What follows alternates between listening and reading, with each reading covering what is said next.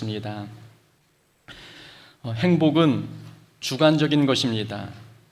행복이 객관적인 것이라면 누군가 10만 원을 행복의 기준으로 정하면 모두가 10만 원으로 행복해야 합니다. 그러나 내가 10만 원으로 행복한다고 해서 남도 행복한 것은 아닙니다. 행복의 기준이 사람마다 다르기 때문이지요. 행복의 기준이 사람마다 다르기 때문에 같은 조건에서도 누구는 행복한데 누구는 행복하지 않습니다. 그래서 행복은 지극히 주관적입니다. 행복이 주관적인 영역에 속해 있다는 것이 우리에게는 유리할까요? 아니면 불리할까요? 행복이 주관적인 영역에 속해 있다는 것은 전적으로 우리에게 유리합니다. 이유가 있다면 행복의 기준을 우리가 정할 수 있기 때문입니다. 행복의 기준을 우리가 정할 수 있다는 것, 이것이 행복이 주관적인 영역에 속해 있는 장점입니다. 2011년도 조사 결과를 보면 초등학교 때 행복을 느꼈던 학생들이 고등학교에 올라가서 행복 지수가 낮아졌습니다. 이유는 행복의 기준이 달라졌기 때문인데요. 초등학생들에게 행복의 기준은 가족이었습니다. 부모님의 사랑에 있는 가족, 이 가족만으로 다른 조건이 없어도 늘 행복했습니다. 이러했던 초등학생들이 중고등학교에 올라가면서 행복의 기준이 변화되었습니다. 전에는 가족이 행복의 조건이었는데 이제는 돈과 성적이 행복의 기준이 되었습니다. 사실 돈과 행복이 조건이 되면, 행복의 기준이 되면 행복해야 할 사람은 그리 많지 않습니다. 기준을 정확하게, 명확하게 정하기 어렵기 때문입니다. 돈이 어느 정도 있어야 행복한지, 성적은 어느 정도까지 올라가야 행복한지 이 기준을 정하기 어렵습니다. 그러니 돈과 성적을 행복의 기준으로 삼은 고등학생들이 행복 지수가 떨어질 수밖에 없었습니다. 그러나 그 중에서 고등학생이라 할지라도 가족과 함께 있는 것을 행복이라고 생각하는 학생들은 여전히 고3이 되어도 행복 지수가 떨어지지 않았습니다. 자, 이 이야기에서 행복의 기준을 정한 사람이 누구였습니까? 바로 본인들, 학생들이었습니다. 학생들은 자신이 정한 기준으로 인해 행복하기도 했고 불행하기도 했습니다. 이것만 보더라도 행복은 자기 결정에 달려 있다는 것을 깨닫게 합니다. 자신의 행복의 기준을 어떻게 설정하느냐에 따라서 행복이 결정되는 겁니다. 곧 불행과 행복은 나에게 달려 있는 것입니다. 행복의 기준을 우리가 정할 수 있다는 말은 행복은 조건에 달려 있지 않다는 뜻입니다. 행복은 조건에 달려 있지 않고 사람에게 달려 있습니다. 아무리 좋은 조건을 가지고 있어도 내가 행복의 조건을 높게 잡으면 나는 행복하지 않습니다. 그러나 충분히 행복할 만한 조건이 내 앞에 아무것도 없어도 내가 정한 기준으로 내가 지금 행복하면 그건 진짜 행복입니다. 행복은 내 자신이 기준을 어떻게 세웠느냐에 따라 달려 있습니다. 결국 행복은 조건에 달려 있지 않고 내 자신에게 달려 있습니다. 그래서 우리가 행복하려면 조건을 바꾸려 하지 말고 내 존재 자체를 바꿔야 합니다. 내가 바뀌어야 행복의 기준이 달라지고 행복의 기준이 바뀌면 내가 행복할 수 있습니다. 부를 축적하며 살았던 삭개오가 예수님을 만나고 난 뒤 변화되었습니다. 소유의 절반을 가난한 자들에게 나눠주겠다고 결심했지요. 예수님을 만난 뒤 삭개오는 행복의 기준이 바뀌었습니다. 전에는 돈이 행복이었는데 이제는 예수님과 함께하는 삶 자체가 행복이었습니다.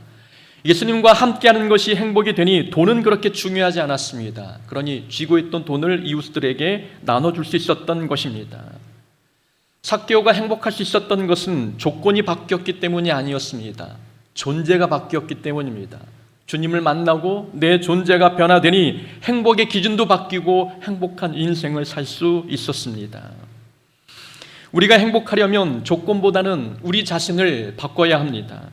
우리가 새로운 존재로 거듭나면 가치관도 바뀌고 세계관도 변화되며 또한 삶의 행복 기준도 달라지게 됩니다. 그래서 하나님께서는 항상 우리의 존재를 바꾸려고 하셨습니다. 존재가 바뀌지 않으면 어떤 조건 속에서도 행복할 수 없기에 날마다 우리를 말씀으로 변화시켜 새로운 피조물이 되도록 하나님은 애쓰고 계십니다. 구약의 이스라엘 백성들을 한번 보십시오. 그들은 처음에 애굽에서 노예 생활을 했고 광야를 거쳐 가나안 땅에 들어갔습니다. 애굽과 광야와 가나안 땅, 이 세 장소 중에서 이스라엘 백성들이 가장 행복했던 장소는 어디였습니까? 정답을 말씀드리자면 하나님의 자녀로 존재가 바뀐 사람에게는 모든 장소가 행복한 장소였습니다. 하지만 존재가 바뀌지 않은 사람에게는 모든 장소가 불평 가득한 장소였습니다. 애굽 땅일지라도 거기에 하나님의 은혜와 사랑이 있었습니다. 하나님께서 바로를 상대하시며 보여주신 놀라운 기적, 애굽 땅에서만 볼 수 있는 기적이었습니다. 애굽 땅에 내린 재앙들, 이스라엘 백성들이 살던 고센 땅에는 그런 재앙이 있지 않았습니다. 평안했고 하나님의 은혜와 사랑을 경험할 수 있는 애굽 땅이었지요.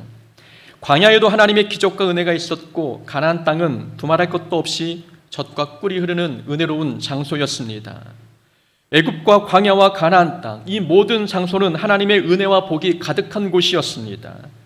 그러나 그 세 장소가 어떤 사람에게는 행복한 장소였지만 어떤 사람에게는 불행한 장소였습니다. 조건과 환경의 문제가 아니라 사람의 문제였습니다. 내가 변하지 않으면 어떤 조건에서도 행복하지 않았던 겁니다. 내가 바뀌지 않으니 하나님의 은혜와 기적이 있는 장소에서조차 불평이 나오는 것입니다. 그래서 하나님께서는 출애굽 여정 중 모세를 통해 백성들에게 십계명과 율법의 세부 규율을 가르쳐 주셨습니다. 율법을 주신 이유는 사람을 변화시키기 위함이었습니다. 구약의 율법의 핵심은 존재가 바뀌는 것입니다. 율법을 문자적으로 지키라고 주신 것이 아니라 율법의 정신에 따라 하나님을 사랑하고 이웃을 사랑하는 사람으로 변화되라고 율법을 주셨습니다. 그런데 구약의 백성들은 율법의 정신은 놓치고 율법을 문자적으로만 지켰습니다. 사람은 변하지 않고 율법의 형식만 남았던 것이지요. 그래서 백성들은 광야에서도 방황했고 가나안 땅에서도 우상을 섬기며 멸망의 길을 걸었습니다. 존재가 바뀌지 않으니 은혜의 장소에서조차 고난을 겪었습니다. 신약시대에 와서도 이스라엘 백성들은 율법을 문자적으로 지켰습니다. 그래서 예수님께서 이 땅에 오셔서 율법의 정신을 가르쳐 주셨습니다. 예수님께서는 율법을 폐하러 오신 분이 아니라 율법을 완전하게 하기 위해 이 땅에 오신 분이십니다. 예수님은 구약의 율법을 필요 없다 말씀하신 분이 아니라 오히려 율법의 정신을 드러내 부각시켜 가르쳐 주셨습니다. 그 율법의 정신을 말씀하신 내용이 바로 본문 마태복음 5장, 6장, 7장 산상수훈입니다. 마태복음 5, 6, 7장은 예수님께서 산에서 무리와 제자들에게 전하신 설교 내용입니다. 산에서 가르치셨다라고 해서 산상수훈이라고 일컫습니다. 산상수훈에 기록된 모든 말씀은 구약 율법에 담겨있는 정신을 풀어서 설명하신 것입니다. 특별히 오늘 팔복은 산상수훈 전체 말씀 중에서 가장 핵심이 되고 뼈대가 되는 말씀인 것이지요. 1절에 보면 예수님께서 산에 올라가 앉으셨다라고 기록되어 있습니다. 누가복음 6장에도 같은 본문이 나오는데 거기에는 산이라는 지명이 나오지 않습니다. 마태복음에서 산을 언급한 이유는 유대인들에게는 이 산이 매우 상징적인 장소였기 때문입니다. 산하면 모세가 율법을 받았던 시내산이 떠오르지 않습니까? 하나님께서 산에서 모세에게 십계명을 주셨고 지금은 예수님께서 산에서 무리들과 제자들을 모아놓고 말씀을 주고 계십니다. 예수님이 이 산상수훈 말씀을 가르치는 장소가 산이었다라는 이 장면은 구약의 시내산을 떠올리게 만듭니다. 이것은 산상수훈의 말씀이 구약의 율법과 밀접한 관계가 있다는 것을 산이라는 매개체를 통해서 우리에게 보여주고 있는 것입니다. 산상수훈은 구약의 정신을 풀어서 말씀하신 예수님의 설교라는 사실을 우리에게 깨닫게 해줍니다. 그러면 산상수훈에서 강조하는 주제가 무엇이겠습니까? 앞에서 말씀드렸듯이 하나님께서 율법을 주신 이유는 존재를 바꾸기 위함이었습니다. 그럼 산상수훈이 율법의 정신을 해설하는 설교라면 산상수훈의 핵심도 존재를 바꾸는 것입니다. 사람을 바꾸기 위해서 예수님께서는 오늘 이 땅에 오셔서 우리에게 설교하고 계십니다. 산상수훈 마지막 부분에 가면 열매와 나무에 관한 말씀이 나옵니다. 좋은 나무마다 아름다운 열매를 맺고 나쁜 나무가 나쁜 열매를 맺는다라고 말씀하고 있지요. 예수님께서 산상수훈 설교 말미에 이렇게 좋은 나무에 관한 말씀을 하신 이유는 산상수훈 전체의 주제, 마지막 결론이 좋은 나무가 되라는 뜻임을 우리에게 가르쳐주는 것입니다. 예수님의 관심은 좋은 나무가 되는 것입니다. 좋은 사람이 되라는 말씀이고 좋은 사람으로 변화되라는 뜻입니다. 좋은 나무가 되어 좋은 열매를 맺듯이 좋은 사람이 되어야 좋은 행실을 맺을 수가 있습니다. 그러니까 열매를 맺는 것보다 우선 되어야 할 것은 좋은 나무가 되는 것입니다. 행복이라는 주제로 다시 돌아와서 한번 설명해 보겠습니다. 행복은 조건에 달려있지 않고 사람에게 달려있다 말씀을 드렸습니다. 그래서 행복하려면 존재가 바뀌어야 하지요. 사람이 변하지 않으면 아무리 좋은 조건에 있어도 행복한 줄 모릅니다.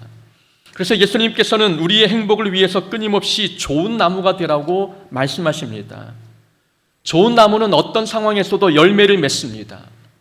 열매는 나무가 맺는 것이지 누가 좋은 열매를 나무에 달아주는 것이 아닙니다. 행복도 그렇습니다. 외부의 조건이나 환경이 우리 삶의 행복을 주렁주렁 달아주는 것이 아니라 행복은 우리 안에서 만들어지는 것입니다. 우리가 하나님과 함께하는 좋은 나무가 된다면 좋은 나무인 우리 삶에 하나님께서 행복을 우리 안에서 만들어 주십니다. 행복은 외부의 조건에 달려있는 것이 아니라 예수님과 함께하는 우리 사람, 좋은 나무, 우리 존재에 행복의 조건이 달려 있습니다. 그래서 오늘 팔복도 좋은 사람, 좋은 나무에 관한 내용입니다. 예수님께서 8가지의 복을 말씀하셨는데 예수님께서 말씀하신 팔복은 복의 조건을 말씀하시는 것이 아닙니다. 이 팔복은 복된 사람에 관한 말씀입니다. 심령이 가난한 사람, 애통하는 사람, 온유한 사람, 8가지 종류의 사람들을 보면 모두 사람에 관한 말씀입니다. 사람에 관한 말씀을 하신 이유는 복은 사람에게 달려있다는 것을 가르쳐주기 위함입니다. 복을 누리려면 조건을 갖추려 하지 말고 복된 사람이 되어야 한다라는 것이 우리에게 가르쳐주고 있습니다. 우리는 이 팔복을 통해 얻는 첫 번째 교훈이 있습니다. 복된 삶이 되려면 복된 조건을 얻으려 하지 말고 복된 존재가 되어야 합니다. 사람들은 조건을 복이라고 생각합니다. 그러나 예수님은 조건이 복이 아니라 사람이 복이라고 말씀합니다. 환경이 복이 아니라 우리 존재가 복인 것이지요. 오늘 우리 성경에는 심령이 가난한 자는 복이 있나니 천국이 그들의 것이며 라고 번역되어 있습니다. 이 구절을 가만히 보면 천국을 얻기 위해서는 심령이 가난해져야 한다라는 조건절로 오해하기 쉽습니다. 그러나 그런 의미가 아닌 것이지요. 원래 원문을 보면 복된 자여라는 선포가 먼저 나옵니다. 예수님은 우리를 먼저 복된 사람이라고 선포하셨습니다. 복된 자여, 이미 우리를 복된 존재로 말씀하십니다. 우리의 조건이나 환경을 기준으로 복받았다 말씀하지 아니하시고 우리 존재 자체가 복된 사람이라고 칭하셨습니다. 곧 복이란 복된 사람이 되는 것입니다. 조건이 복이 아니라 사람이 복입니다. 우리 존재가 복된 존재가 되면 우리 삶이 복될 수 있다는 말씀을 팔복을 통해서 주고 계십니다. 2018년 11월에 버닝썬 사건이 터졌습니다. 유명 연예인이 연루된 사건으로서 폭행, 경찰 유착, 마약, 성범죄, 불법 촬영물 공유 이런 혐의 등을 아우르는 대형 범죄 사건이었습니다. 이 사건을 보도하는 뉴스를 보면서 놀랐던 것은 이 버닝썬 클럽이라는 곳에서 파는 술값이 1억 원짜리가 있었다는 사실입니다. 만수르라는 술 세트가 1억이었습니다. 그걸 주문해서 마시는 사람들이 많았던 것이지요. 이 사건이 터질 당시 저는 개척교회를 섬기고 있었습니다. 건물 계약 만료일이 다가오는 상황이었기에 저는 재정 걱정으로 잠을 이루지 못할 때였습니다. 그런데 술값이 1억이라는 방송을 들으니 놀라지 않을 수 없었습니다. 방송을 보면서 한마디 했습니다. 술 마실 돈 나를 주면 영혼 살리는 일에 사용할 텐데 술 2번만 마시지 않고 나를 주면 좋을 텐데 라는 말이 저절로 나왔습니다. 그러면서 드는 생각은 사건에 휘말린 연예인들을 보면서 그들은 풍족한 돈이 삶을 망하게 했구나라는 생각이 들었습니다. 돈이 많으면 잘 살 것 같은데 많은 돈이 오히려 삶을 피폐하게 만들었습니다. 돈을 쓰는 사람이 문제였기 때문입니다. 돈을 쓰는 사람이 형편없으니 돈은 독이 되어 주인에게 돌아갔습니다. 풍족한 조건이 삶을 복되게 하는 것이 아니었습니다. 사람이 복돼야 삶이 복될 수 있었습니다. 그래서 예수님은 팔복에서 복의 조건을 말씀하지 아니하시고 복된 존재를 말씀하셨습니다. 복된 존재가 되라는 뜻입니다. 복된 존재가 되지 않으면 복된 조건을 누리고 있어도 그 풍성한 조건은 그 사람에게 독이 됩니다. 복된 삶은 풍족한 환경에서 오지 않습니다. 복된 존재에서 복이 나옵니다. 우리가 복된 존재가 되면 우리가 가는 곳마다 복된 일이 나타나지 않겠습니까? 우리가 화평케 하는 사람으로 복된 사람으로 변화된다면 우리가 가는 곳마다 화목의 꽃이 피어납니다. 그것이 복이 아니겠습니까? 그러니까 복된 삶은 복된 사람을 통해서 오는 것이지 풍족한 조건을 통해서 오는 것이 아닙니다. 예수님께서는 그래서 좋은 나무를 강조하시고 복된 사람이 되라고 우리에게 말씀해 주고 계십니다. 그러니 복이 필요하다면, 복된 삶을 원한다면 조건을 채우기보다도 내가 복된 존재가 되어야 합니다. 또 두 번째 교훈이 있습니다. 우리 중에 하나님의 복을 받지 못할 자는 아무도 없다는 사실이 오늘 본문에 나오고 있습니다. 예수님께서 말씀하신 팔복을 보면 이 땅에 복을 받지 못할 자는 아무도 없다는 것을 발견하게 됩니다. 자, 팔복에 언급한 복된 사람, 바로 우리의 모습 아니겠습니까? 심령이 가난한 자, 그러면 어떤 사람입니까? 세상의 욕심을 버리고 하나님 나라의 것으로 채우려는 사람이 심령이 가난한 사람입니다. 애통하는 자, 자신의 죄를 애통해하고 타인을 위해 울어주는 사람입니다. 온유한 자, 문제를 분노와 폭력으로 해결하지 않고 사랑으로 풀어가려는 사람이 온유한 사람입니다. 의에 줄이고 목마른 자, 곧 이 땅에 이 공동체에 하나님의 정의와 공의가 임하기를 간절히 바라는 사람을 뜻합니다. 긍휼히 여기는 자, 영혼을 불쌍히 여기는 사람을 의미합니다. 마음이 청결한 자, 속사람을 거룩하게 가꾸는 사람을 뜻합니다. 화평케 하는 사람은 공동체를 화목하게 만드는 사람이고, 의를 위해 핍박을 받는 자는 손해를 보더라도 세상과 타협하지 않는 사람을 뜻합니다. 자, 우리 중에 이 8가지 조건에 들어가지 않는 사람이 있습니까? 다 들어가지 않습니까? 우리는 심령이 가난합니다. 심령만 가난합니까? 우리는 물질도 가난하지 않습니까? 죄에 대해서 매일 애통해하고 있고 하나님 나라에 속한 것을 얻기 위해 날마다 사모하고 있습니다. 우리 중 어떤 누구도 8가지 복된 사람 존재, 이 조건에 포함되지 않는 사람이 없습니다. 모두가 포함된다는 것은 우리 모두가 복을 받은, 이미 복을 받은 사람임을 우리에게 말씀하고 있습니다. 하나님은 복을 받을 조건을 그렇게 까다롭게 만들지 않으셨습니다. 문턱을 낮추셨지요.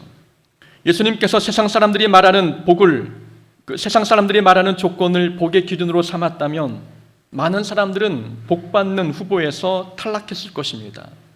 하나님께서는 모든 사람들이 복을 받을 수 있도록 하기 위해 복된 사람의 자격 조건을 가볍게 하셨습니다.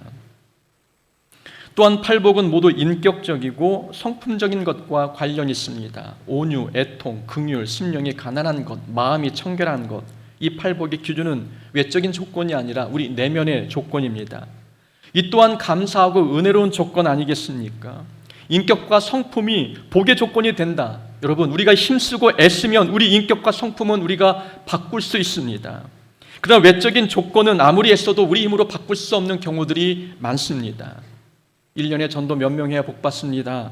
헌금은 얼마 내시고 봉사 몇 시간, 이런 조건을 들이민다면 능력 차이가 다르기 때문에 이 조건이 누군가에게는 쉽지만 누군가에게는 매우 어렵습니다. 하나님께서는 물량적이고 물리적인 기준을 내세우지 않았던 이유, 우리 모두가 복받는 사람이 되도록 하시기 위함이었습니다. 하나님께서는 우리 모두가 복받기를 원하셨습니다. 그래서 복의 기준을 까다롭게 정하지 않으셨던 것이지요. 이 팔복의 기준이라면 사회에서 저주받은 사람도 예수님께 나오면 복을 받습니다. 무가치한 사람이라고 손가락질 받는다 할지라도 하나님 앞에 나오면 복받을 수가 있습니다. 그래서 예수님과 함께 십자가에 달려 죽은 강도가 죽음 직전에 구원의 복을 받았던 것입니다. 평생 죄만 짓고 살아온 사람이었는데 예수님을 만나 천국을 사모했습니다. 그가 천국을 사모하자 예수님과 함께 낙원에 있게 되는 복을 누렸습니다. 심령이 가난한 사람이라면 누구나 천국을 얻을 수 있었으니 그 강도의 심령의 가난함을 보고 구원의 복을 그에게 허락해 주셨습니다. 이 얼마나 은혜롭고 감사한 일입니까? 우리 중에 하나님의 복을 받지 못할 사람 아무도 없습니다. 하나님은 우리를 사랑하시고 우리는 하나님의 사랑받는 자녀입니다. 이 사실만으로 우리는 하나님의 놀라운 복을 누릴 수 있는 사람입니다. 우리는 이미 복된 존재이고 복받은 사람입니다. 우리는 본문을 통해 얻는 세 번째 교훈이 있습니다. 세 번째는 복을 받았는지 받지 않았는지 환경을 보고 판단하지 말아야 함을 교훈해 주고 있습니다. 예수님께서 말씀하신 복의 기준은 조건이 아니라 사람이었습니다. 예수님이 말씀하신 복이 조건이나 환경과 상관없다는 이 말씀을 보면 무엇을 깨닫습니까? 환경을 보고 복 받았네, 복 받지 않았네 판단하지 말라는 교훈을 우리에게 주고 있습니다. 우리는 조건과 환경에 시선을 둘 때가 많습니다. 그래서 풍족한 삶을 살면 복받았다 이야기하고 가난하면 복받았다라고 자신 있게 이야기하지 못합니다. 성공하면 하나님의 복을 누렸다 하고 실패하면 그런 말을 잘 하지 못하지 않습니까? 예수님이 주신 복은 환경이나 조건과 상관이 없습니다. 그런데 복을 받았다 받지 않았다 이 판단의 기준을 환경에 두지 않아야 합니다. 어떤 집사님이 목사님의 신방 예배를 받고 난 뒤 시험에 드셨습니다. 목사님은 신방 중에 집사님의 자녀들이 어느 대학에 진학했는지 물어보셨습니다. 집사님의 자녀들은 지방에 있는 대학에 진학했습니다. 집사님은 그런 것을 개의치 않았기에 어느 대학에 진학했습니다 라고 대답을 했습니다.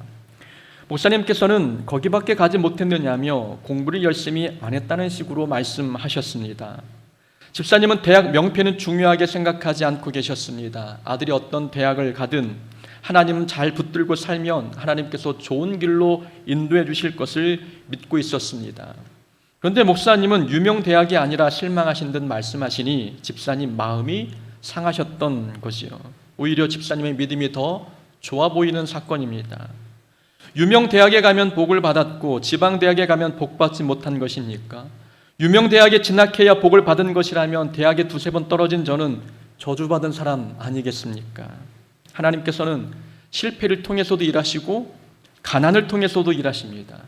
하나님께서 실패를 통해 일하셨다면 그 실패는 복입니다. 하나님이 나의 가난을 통해 일하셨다면 그 가난도 하나님 앞에 복입니다. 하나님의 오묘한 섭리와 계획을 우리는 다 알 수 없는데 우리는 단지 눈에 보이는 환경만 보고 복을 받았다 받지 않았다 판단하고 있습니다. 이런 판단이 사람들 마음에 상처를 주는 것입니다. 환경을 보고 판단하는 우리의 악습을 고쳐야 합니다. 세상은 좋은 것, 큰 것, 유명한 것을 좋아하지만 하나님 나라에서는 그런 것은 복이 아닙니다. 특별히 우리는 우리 자신을 판단할 때에도 환경이 기준이 되지 않도록 해야 합니다. 자기 삶을 바라보면서 나는 왜 복을 받지 못했을까 하며 낙심하지 말아야 합니다. 환경을 보고 복의 유무를 판단하면 우리의 신앙생활 위축이 됩니다. 영적으로 침체가 되고 영적 열등감에 빠질 수도 있습니다. 환경을 보지 말고 우리 존재를 바라봐야 합니다. 내가 하나님 앞에 어떤 신앙생활을 하고 있는지, 내가 하나님 앞에 어떤 존재인지 내 자신, 내 모습을 바라봐야 합니다. 내가 누군가의 아픔을 같이 아파하고 있다면 애통하는 복이 내 안에 있는 것입니다. 누군가를 불쌍히 여기고 있다면 내 존재가 이미 하나님의 나라의 백성이 되었고 그래서 긍휼의 복이 내게 임했던 것입니다. 말씀을 한 수도 듣지 아니하면 성경을 펼치지 아니하면 내 마음에 갈급함이 샘솟지 않습니까? 심령이 가난하기 때문인 것입니다. 이미 우리가 하나님의 나라에 속한 백성다운 삶을 살고 있으니 우리는 이미 복받은 사람입니다. 그러니 환경을 기준 삼아 내가 복을 받았다 받지 않았다 판단하지 않아야 합니다. 다른 사람이 내 삶을 어떻게 보든 이미 하나님께서 우리를 향해서 복된 존재라고 호칭하셨습니다. 복의 기준을 바르게 설정하는 것 매우 중요합니다. 복의 기준이 틀리면 삶 전체가 어긋납니다. 조건과 환경이 복이라고 생각하면 삶의 방향은 늘 좋은 조건을 찾아 떠납니다. 돈을 쫓고 명예를 쫓는 삶이 되는 것이지요. 그러나 주님이 말씀하신 것처럼 복된 존재가 되는 것이 우리의 삶의 목표가 되면 우리는 좋은 나무가 되기 위해서 애씁니다. 열매보다도 좋은 나무가 되기 위해, 좋은 사람이 되기 위해, 복된 존재가 되기 위해 삶의 방향을 그렇게 맞춰갑니다. 그래서 오늘 팔복은 삶의 방향의 키를 알려주시는 겁니다. 삶의 방향이 어느 쪽을 향해야 되는지 오늘 팔복을 통해서 우리에게 말씀해 주고 있는 것입니다. 복된 조건을 얻으려 하기보다 우리는 복된 존재가 되어야 합니다. 복의 기준이 어렵지 않으니 우리 중 하나님의 복을 받지 못할 사람은 아무도 없습니다. 복을 받았는지 받지 않았는지 환경을 보고 판단하지 않는 자가 되어야 합니다. 우리가 이 말씀에 순종할 때 하나님께서 우리를 복된 존재라고 칭하실 것입니다. 그런 복된 삶을 살아가는 우리 모두가 되기를 주의 이름으로 축원합니다. 아멘.